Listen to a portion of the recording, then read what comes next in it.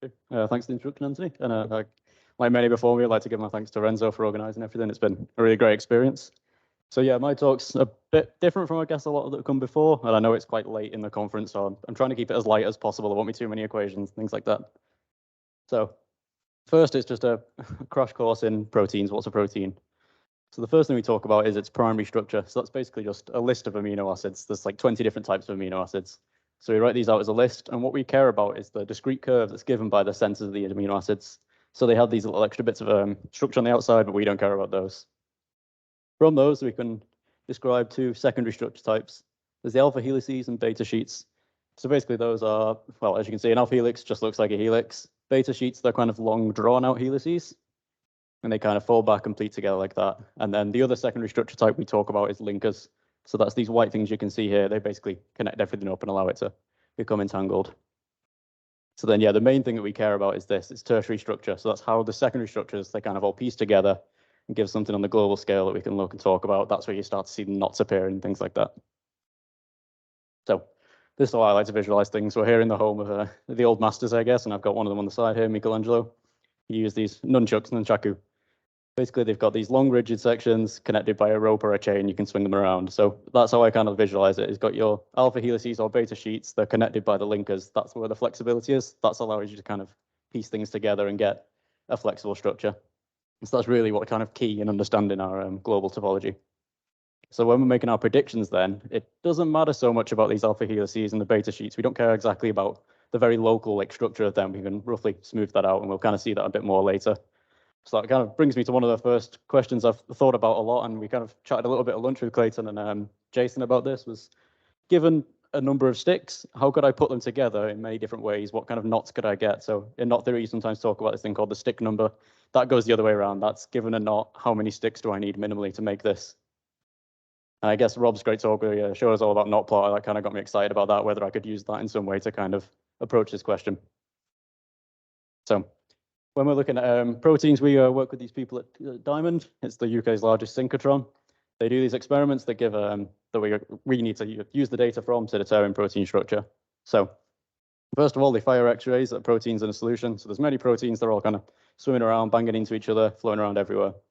The X-rays then are deflected by these proteins and scattered on this dish that you see here. Because of the random motion of the proteins in solution, it's isotropic on this detector, and so you can radially average to get this intensity plot here. So that's basically, as a function of distance, you get the intensity of the scattering. So from these curves, we want to try and work out what protein fits that curve. You can get some rough idea of what you're seeing. So if you see quite a flat, even slope, that normally means you've got like a large rod-like kind of protein. A more spherical shape would give you a nice bouncy plot like this. So it's tricky because you can't tell exactly what you've got, but you can get a few guesses, I guess. So what do? We define two parameters, which are the curvature and torsion. So curvature is basically what you see here. It's you inscribe a sphere by the midpoints of 3 edges. So 4 points, 3 edges. That gives you a sphere. The inverse of the radius of that sphere will basically tell you how tightly wound that subsection is. The torsion is like the tendency for this curve to leave its plane. So if you imagine a circle, it just sits in the plane forever, whereas a helix would consistently leave the plane, so that has consistent non-zero torsion. So we take these two things and we plot them for a whole bunch of proteins, basically from the protein data bank, and we look at how those things are distributed. So we see it here. Basically, we've got quite a tight distribution of these two kind of ridges, and then another peak here.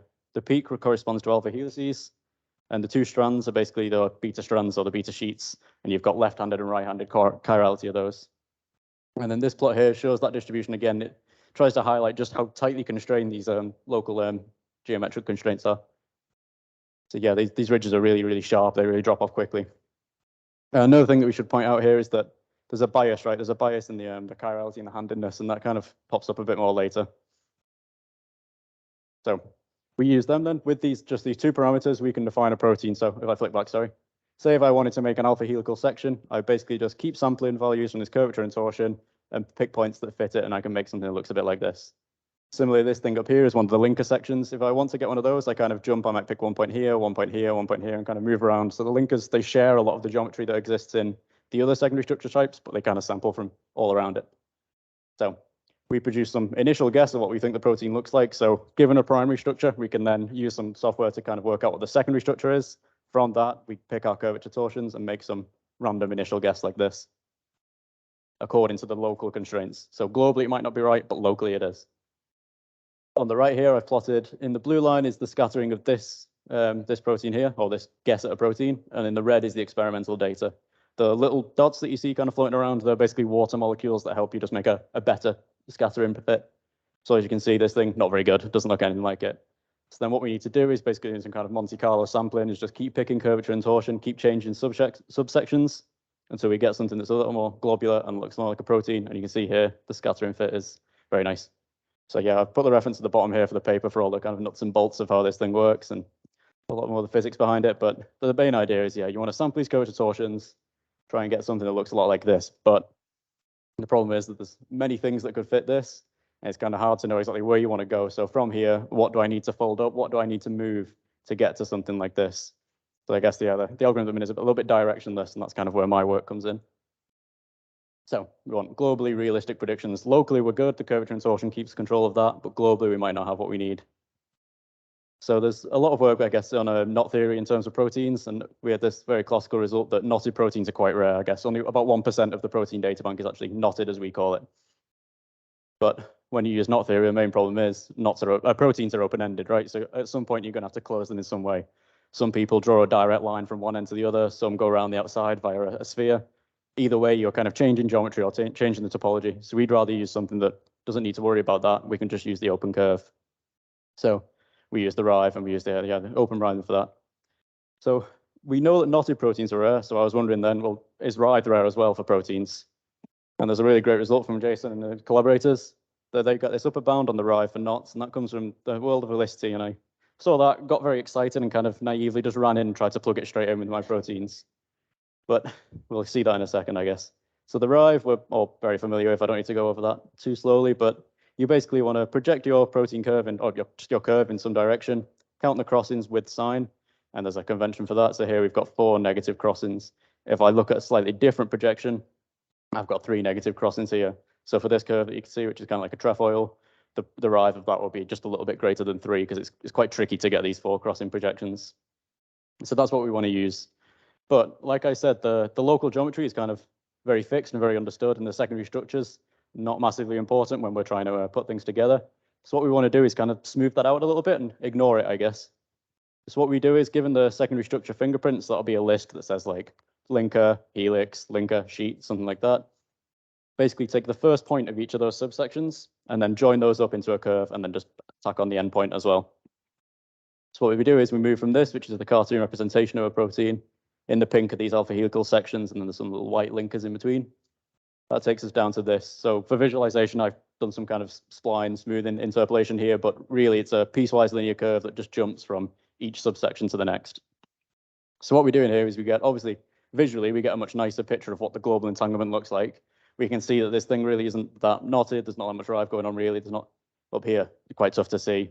And we also work on a resolution that better matches the SAXS data that we're often given, because often the higher end stuff and the experimental data, like I showed you before, you can't quite see exactly what's going on the small scale. So this helps us kind of work on a bit closer to the right area, I guess. So I should say this smoothing, we're not like avoiding any essential intersections, as you might say, or anything like that. It's literally just jumping from the start of one point to the next. So after smoothing like this, we wanted to try and plug in this bound. So put that bound up at the top there. So we took a big sample of about 2,000 proteins from the protein data bank, and we smoothed them out in the way I've just showed you. These proteins we picked, so if there was like quite a lot of common sequence identity, we might just take one representative sample for that. We looked at just monomers or a single chain of a protein, and yeah, we get this plot here. So a few things to mention. I guess the length is the first thing we should talk about. When I say length, what I actually mean is the number of subsections, right? Because I've smoothed it out downsampled such that each point just represents one secondary structure element, one subsection.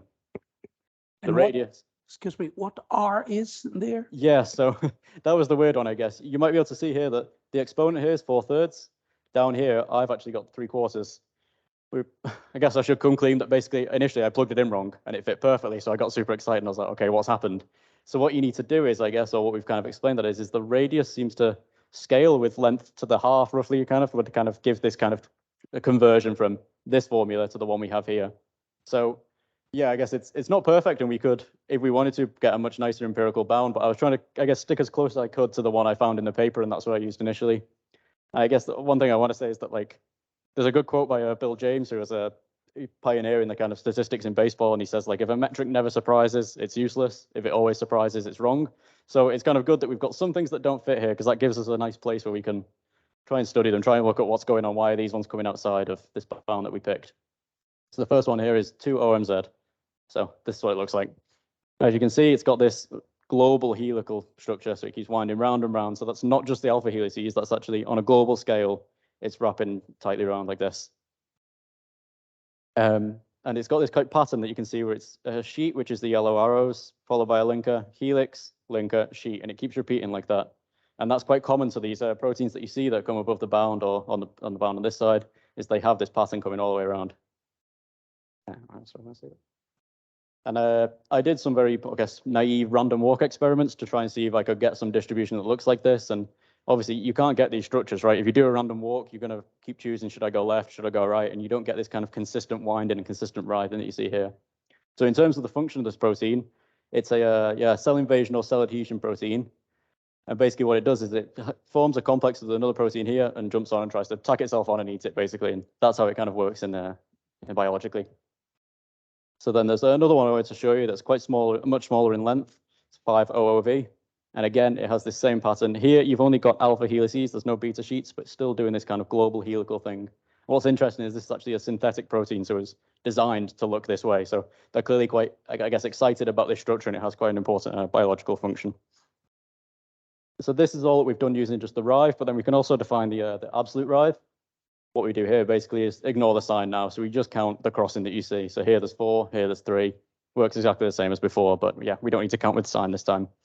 So again, I want to see, is this bounded? Could we kind of control this?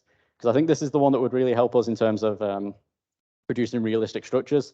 Because often the problem is that our initial guess is quite opened out. It's not very like globular, I guess, how proteins often are. So if we could kind of control the absolute writhe, that's almost like controlling how like densely packed in this thing is. So here's the plot. Same sample of proteins. Again, same thing where I've smoothed them out. I've just taken the kind of subsections and jumped from one to the other. And what we have here is this kind of linear on the top side, and then kind of using the rule of pick nice numbers and play around with it until it looks nice. I've got this curve that sits under the bottom. And it's this one that will be mostly, I guess, really important for us is we want to try and fix this as strong as possible, because if we can make proteins stay above it, then it makes sure that we get proteins that are properly entangled and properly packed up. So I'm going to look at 1 or 2 of these ones that fall underneath to see what went wrong or why they're there. So the first one is this. It's a 2XTY. So you might be a bit confused. It looks just like the ones we've seen before that are actually maximal in writhe. What's happened basically is the secondary structure prediction software, not always so reliable. Sometimes it gets a bit stuck, and sometimes it gives one singular amino acid and calls that a sheet, which doesn't make much sense, right? To form a sheet, you kind of need 3 or 4 amino acids together to give a real structure. And so basically, if we were to use the correct secondary structure assignment, that would then shift our length around, because our length is based on secondary structure. And this would fall nicely inside our lower bound. So a lot of the ones that fall underneath here are actually just due to this, and we can roughly ignore those, and our bound is a lot stronger than we thought. And then one of the other ones I want to show you is just this 1V1H that's kind of slipped through and is actually not a monomer. It's a 3 strands wound together in almost this kind of triple helix structure, almost like DNA, I guess. But when I've plugged it into my thing and put it into the distribution, I'm actually only looking at 1 chain, and there's really not much going on there. So that's kind of why that one slips through. But in terms of our predictive software, we wouldn't need to worry about that. We know exactly that we've got a single chain going in, or yeah. Right, so I guess here's how we're using it in practice. We have this protein given to us by some collaborators called MIC-A. Here is the crystallographic or the AlphaFold predicted structure that they have, what they think it looks like. They've run some scattering experiments, which is these black dots here. That's experimental data. And they've used foxes to calculate a scattering profile, which clearly is not the best, I guess, especially at these lower ends here. It's not quite matching up. So I guess what you can see here is it's quite a flat profile, like I described before, which would maybe imply more rod-like shape, whereas this is kind of very globular, spherical. So yeah, the global structure is not quite right. So we've been playing around with this to see if we can find the actual structure or find the structure that is appearing in the scattering experiment anyway. So we have 2 fits that we've got here. So they kind of sat on top of each other. It's a bit tricky to see, but I've split them out below. So both of these, when we've run them through, fit the scattering data perfectly. They are, if you were just to believe the scattering data, the structure of this protein. However, one of them is massively opened out, as you can see here. It's really opened out. This one looks a bit similar to before, but basically this subunit here that's made up of alpha helices has kind of shifted round, and the global structure of this now is a bit more rod-like. So, I mean, given what I've said before, I guess you can tell which one of these is actually a structure or which one we think is a good guess. And it's our bound that basically told us this. We should be ignoring it. So what we do with these as well, we obviously want to kind of put them back up to being a full structure and put them into molecular dynamics simulations, which are very expensive. And so when we go towards those, we want to avoid putting in things like that, which will just blow up. We don't want to waste time with that, basically. So I have next a little video of the structure that we see here on the left. A guy who's working with us, another student in our little group that we have, has put this molecular dynamics simulation together in the video for me. And basically, it's not the most exciting thing to watch, but that's actually exactly what we want, because if it's happy in its structure and if we found something that is realistic, it shouldn't go anywhere, right? It should wiggle around a little bit, but nothing's blowing up, nothing's flying away. So yeah, it's boring to watch, but it's exactly what we were after, actually.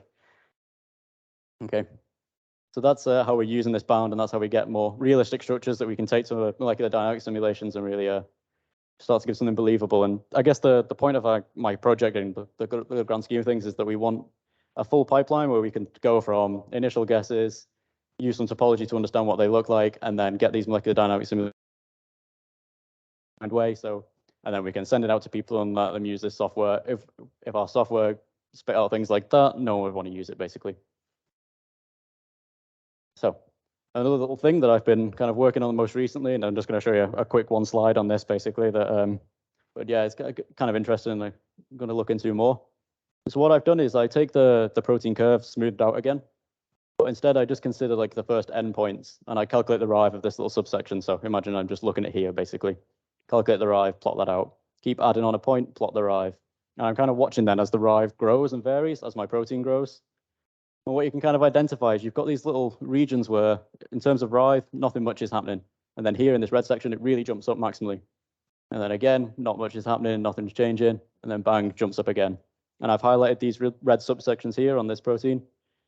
And basically those, they follow this exact pattern that I was showing you before for 2-OMZ. So it's linker, sheet, linker, helix, keeps winding around like that. So we're kind of identifying these territories almost where they want to maximize their writhe in some functional way, and other regions where they're just kind of not so bothered. They're winding around, but they're not really, totaling up their writhe in the same way. Yeah, just the conclusion is basically that the writhe of proteins is bounded. But if we look at some of the proteins that beat their bound or come very close to it, we kind of found a nice area for functional study and for protein design as well, I guess. And then we've also looked at the absolute writhe of proteins, which is again bounded. And this is what really allows us to improve our predictions and make some really realistic structures that we can take to structural biologists, we can put into molecular dynamics simulations. And then the subsections of proteins, they can also have this maximal writhe or even zero total writhe. And they follow this same secondary structural pattern that we've seen for the global writhe, the globally maximal proteins. And so I guess that's something that we want to look into further, and some of our collaborators kind of helping us with that in terms of the biology behind that, why these things might be kind of wrapping up. So yeah, with that, I thank you for all your attention.